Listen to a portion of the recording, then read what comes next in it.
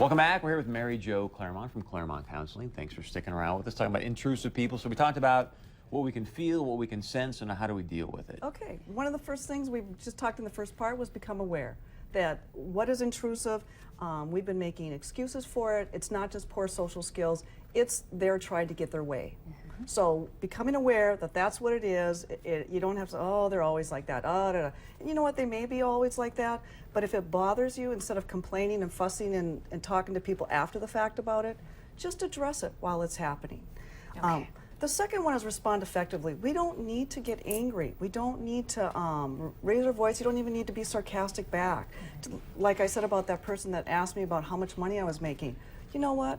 I don't tell people that, and that wasn't comfortable to me. And that was, you know, for me, it just felt so good to do that, and my hope was that they weren't going to go do that again. The next thing is setting limits or boundaries that you don't owe them an explanation. You don't have to go on and on about why you said no or why you don't want to go out tonight, or like I work with recovering people. They don't need to offer explanation when they say, you know what, I don't want to, you know, don't be bringing any beer in tonight because you know what, I'm just got out of treatment and I don't want to be drinking. They don't, you know, they can say that or just say, you know what, it's my house, whatever. But I find most of us, we over-explain when we're just trying to, no means no, you know. And so it's just so interesting that we feel the need to go on and on. And then my last thing is back up your boundary with behavior. When you when you said earlier that you answer the question, you don't need to answer the question.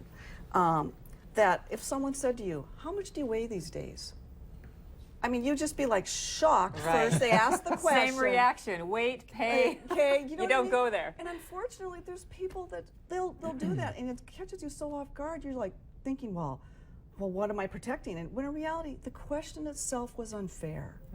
And so to know that and to be better about trusting ourselves and our instincts and what happens in us and just managing the situation, not being aggressive back, but just managing it. And one of the things that's important about intrusive people is that I brought my dominoes today because I think it's interesting that the intrusive person is looking to get their goal is to get their way with the least amount of resistance.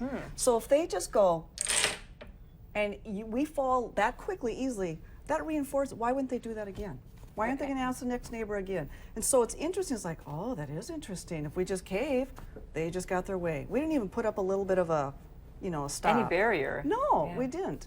And so one of the signs I have in my office is this one. Know who you are and what you stand for. To keep learning about what are your values, what do you believe in, and what's important to you, and that not every person in the world has your best intention at mind. Just because you do doesn't mean they do. You have to watch out for yourself. You do, you do. And you know what? I think we've all learned it, you know, in different places where they work on commission. You know, there's some really nice salespeople, and then there's people that do not let go, right? Exactly, right. Thank you for all the good advice. We appreciate it. Thank you guys today. Thanks, Mary Jo. Okay, stay close. We'll be right back.